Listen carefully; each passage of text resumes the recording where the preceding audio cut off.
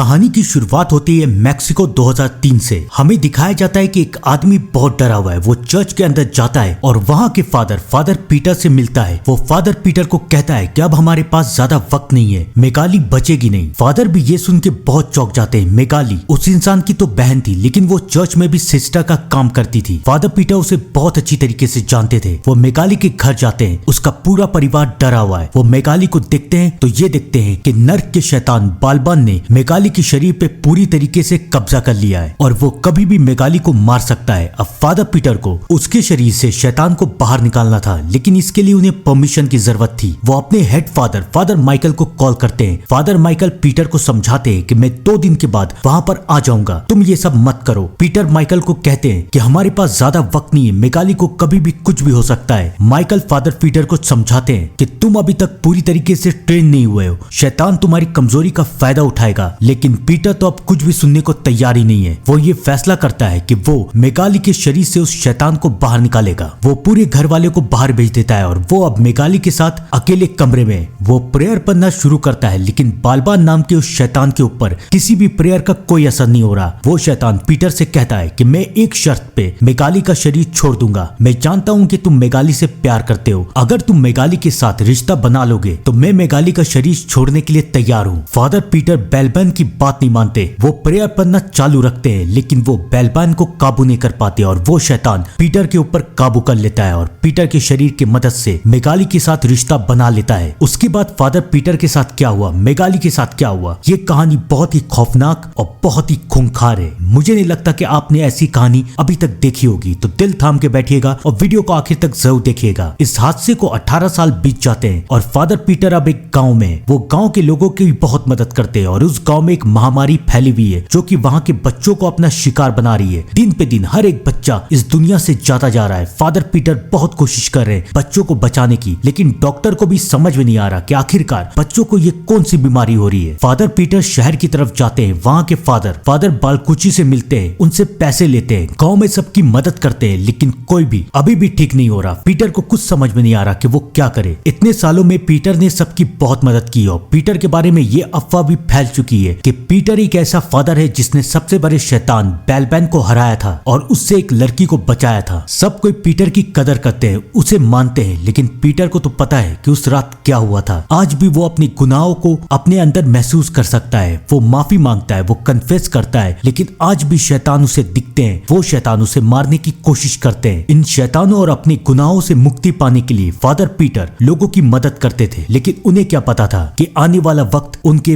Past के गुनाहों को उनके सामने एक बार फिर लेके आएगा। एक दिन फादर पीटर को जेल से कॉल आता है। जेलर फादर पीटर को कहता है कि हमारे पास एक कैदी है और उसकी हालत बहुत खराब है। फादर पीटर कहते हैं कि आप क्या चाहते हैं कि मैं वहाँ पर डॉक्टर को भेजूं? जेलर कहता है नहीं, आप यहाँ पर आइए। फादर वहाँ पर आते हैं। वहाँ पर एस्पेरेंजा नाम की एक लड़की है जिसे कि खून के इल्जाम में जेल में लाया गया है। जेलर फादर पीटर को कहता है कि वो बहुत ही अजीब तरीके से बिहेव कर रही है। उसने 2 हफ्ते से कुछ भी नहीं खाया, लेकिन वो अभी भी जिंदा है। वो बहुत ही एग्रेसिव हो चुकी है। वो अपने पास आने वाले हर इंसान को नुकसान पहुंचा रही है। उस लड़की की माँ ने हमें आपका नाम बताया और हमें ये बताया कि सिर्फ आप ही उस लड़की की मदद कर सकते हो। पीटर उस लड़की के पास जाता है और वो ये देखता है कि उस लड़की के ऊपर भी बालबान नाम के ही शैतान ने अपना कब्जा किया हुआ है। वो पीटर को देखता है, हंसता है और कहता है कि दोबारा मुलाकात करके बहुत अच्छा लगा। तुम्हें क्या लगता है कि इस गाँव में जो बीमारी फैली हुई है वो अपने आप फैली हुई है? बिल्कुल नहीं, उसे मैंने फैलाया है और मैं तुम्हारे सारे बच्चों को अपने साथ लेके जाऊंगा। पीटर ये सारी बातें सुन के बहुत डर जाता है। वो जेलर को समझाता है कि मैं यहाँ पर कुछ नहीं कर सकता,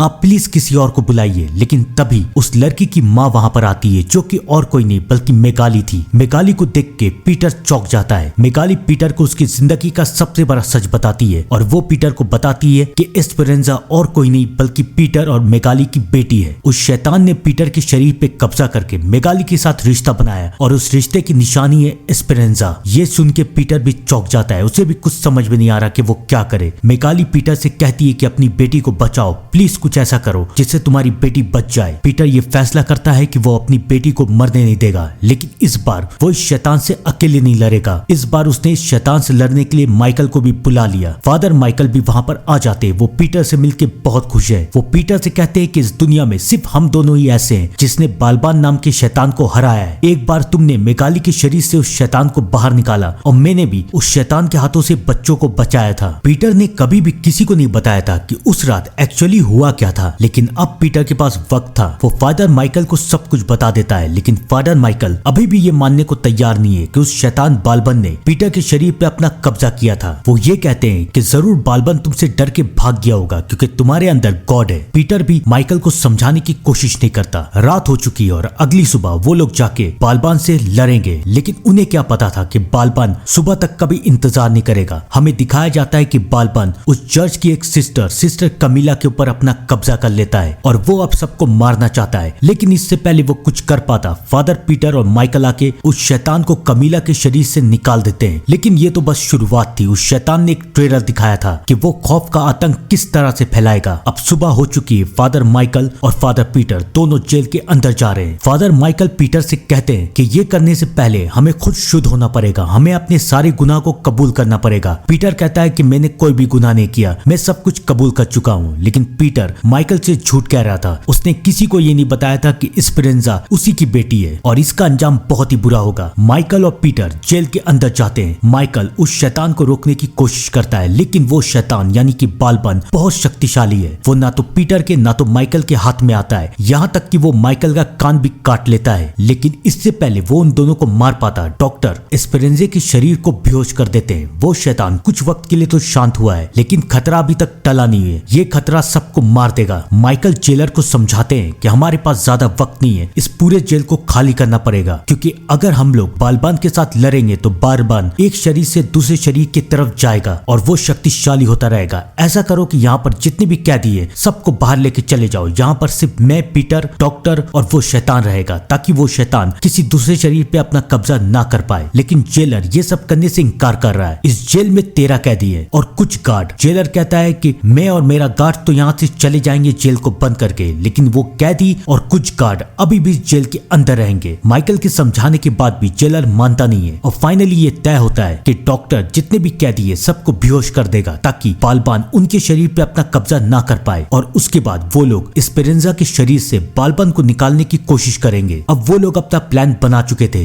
जेलर भी जेल से जा रहा था और पीटर मेगाली से वादा करता है कि वो मेगाली की बेटी को जरूर बचाएगा। आइए जानते हैं कि क्या ये पीटर कर पाएगा या नहीं। डॉक्टर एक तरफ सारे मरीजों को बेहोश कर रहा है और दूसरी तरफ फादर पीटर और माइकल एस्पेरेंजा की खोज में जा रहे हैं। वो जेल के अंदर पहुंचते हैं, लेकिन अब वो शैतान उस कमरे से बाहर निकल चुका है और अब धीरे धीरे मौत का खेल चलेगा, क्योंकि वो बाहर मौजूद सारे गार्ड को मारता है और उसके बाद वो डॉक्टर को मारता है। डॉक्टर की आवाज सुन के पीटर और माइकल डॉक्टर तक पहुंचते हैं, लेकिन अब बहुत देर हो चुकी है। इस जेल में जितने भी कैदी यानी कि 13 के 13 कैदी, सबके ऊपर उस शैतान ने अपना कब्जा कर लिया और वो सब अब माइकल और पीटर के ऊपर हमला करते हैं। माइकल और पीटर प्रेयर पढ़ना शुरू करते हैं, लेकिन उनके प्रेयर का असर उन पे हो ही नहीं रहा है। माइकल को समझ में नहीं आ रहा कि पीटर के प्रेयर का असर इन सब पे क्यों नहीं हो रहा। अब उनके पास कोई चारा नहीं बचा, उन्हें वहां से भागना पड़ेगा। वो वहां से भाग के जाते हैं। वो एक कमरे में बंद हो जाते हैं। बाहर कई सारे शैतान उनका इंतजार कर रहे हैं। माइकल पीटर से पूछता है कि तुमने ऐसा क्या गुनाह किया है जिसकी वजह से तुम्हारे प्रेयर्स काम नहीं कर रहे। तब पीटर माइकल को सारी सच्चाई बता देता है कि एस्पेरेंजा और किसी की नहीं बल्कि उसी की बेटी है। ये सुन के माइकल डर जाता है। वो कहता है कि एक्सोर्सिज्म करने से पहले तुम्हें खुद शुद्ध होना पड़ता है, लेकिन तुम शुद्ध नहीं हो। तुमने कभी किसी को ये कन्फेस किया ही नहीं है, तो इसलिए तुम शुद्ध नहीं हो। इसलिए तुम्हारे प्रेयर का असर यहाँ पर हो नहीं रहा और अब हम दोनों में से कोई नहीं बचेगा। पीटर कहता है कि तुम तो शुद्ध हो, तुम जाके सब कंट्रोल करो। माइकल पीटर को समझाता है कि मैं भी शुद्ध नहीं हूँ। याद है ना, मैंने तुम्हें बताया था कि मैंने बालबान से बच्चों को बचाया था। मैंने बालबान से बच्चों को ऐसे बचाया था कि मैंने बालबान के साथ सौदा किया था। मैंने बालबान को अपनी रूह बेच दी थी और अब मेरी रूह बालबान के कब्जे में, तो इसलिए मैं भी शुद्ध नहीं हूँ। फादर माइकल घायल हो चुके हैं, वो अब मरने वाले हैं, लेकिन मरने से पहले वो पीटर को समझाते हैं कि कुछ भी हो जाए लेकिन बालबान के साथ सौदा मत करना, क्योंकि इस सौदे में हमेशा तुम हारोगे और हमेशा वो जीतेगा। फादर माइकल मर जाते हैं और पीटर को उन्हें छोड़ के वहां से जाना पड़ता है और वो शैतान वहां पर आके फादर माइकल के शरीर को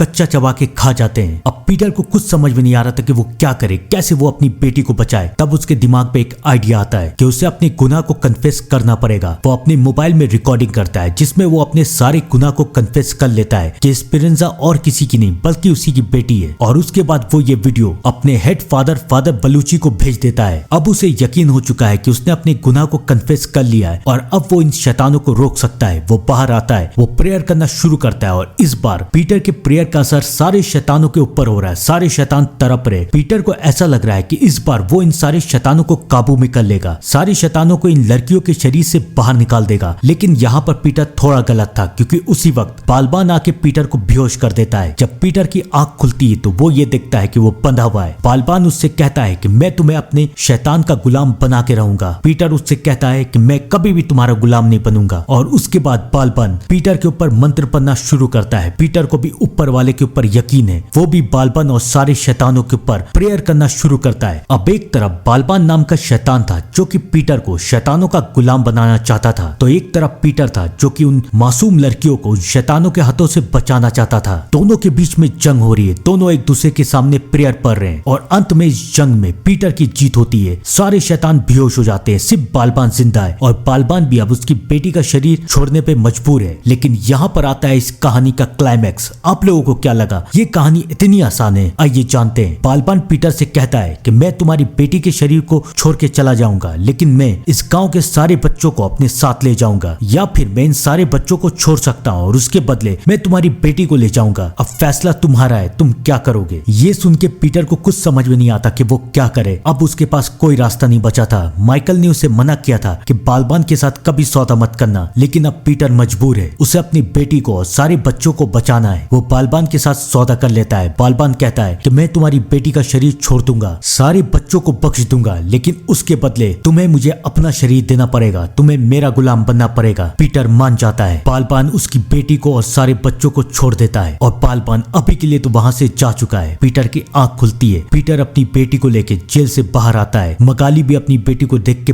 बहुत खुश है। गांव के सारे बच्चे भी ठीक हो चुके हैं। कुछ दिन बीत जाते हैं। सब कोई, पूरा गांव वाला, मगाली, एस्पेरेंजा, सब पीटर को बहुत मानने लगे हैं। सब कहने लगे कि पीटर कुछ भी कर सकता है, लेकिन किसी को भी असलियत नहीं मालूम थी कि पीटर के शरीर पे अब उस शैतान बालबान का कब्जा है और अब पीटर उस शैतान का गुलाम है। पीटर ही नहीं, हेड फादर बलूची भी उस शैतान के ही गुलाम है। लेकिन वो शैतान ये दिखता है कि अब ऊपर वाले ने भी अपना करिश्मा दिखा दिया है और पीटर की बेटी एस्पेरेंजा के अंदर दिव्या शक्ति है जो कि उस शैतान को भविष्य में जरूर खत्म करेगी। बालबान ये कहता है कि इससे तुम्हें फ्यूचर में निपटूंगा, यानी कि ये तो कंफर्म है कि इस कहानी का पार्ट 2 भी जरूर आएगा। बालबान अब उस गांव से जा चुका है अपनी शैतानी हरकतें कहीं और फैलाने के लिए, लेकिन ये तो कंफर्म है कि उस शैतान का सामना पीटर की बेटी एस्पेरेंजा से जरूर होगा। मुझे लगता है कि इस कहानी का पार्ट 2 जल्दी सामने आएगा। आप लोग भी कमेंट में जरूर बताइएगा। तब तक के लिए thank you and good bye.